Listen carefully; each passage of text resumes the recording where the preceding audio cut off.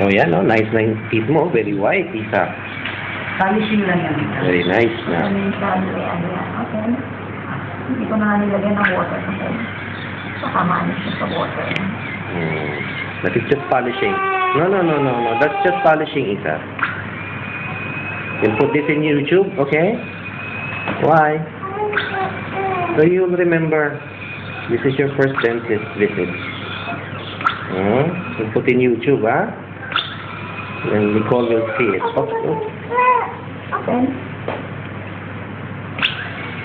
Pero nasa harapan niya na yun, magpusa lang matatanggal. O, kusa matatanggal siya. Basta tama ang position ng permanent, kusa yung natatanggal. Pag mali ang position, hindi siya natatanggal. Ako nga, sinulid lang eh. Tanggal. Okay. Tama yung position ng permanent mo pagkakas. So, for naman, okay naman yung ngipin niya. Okay naman, maganda nga eh. Ito naman yung nasira sa kanya, hindi natin alam kung bakit. Kasi nagpa-brush naman siya. Pero isang area lang yung ano, kaya... Siguro lang weak lang siya. Next, ano?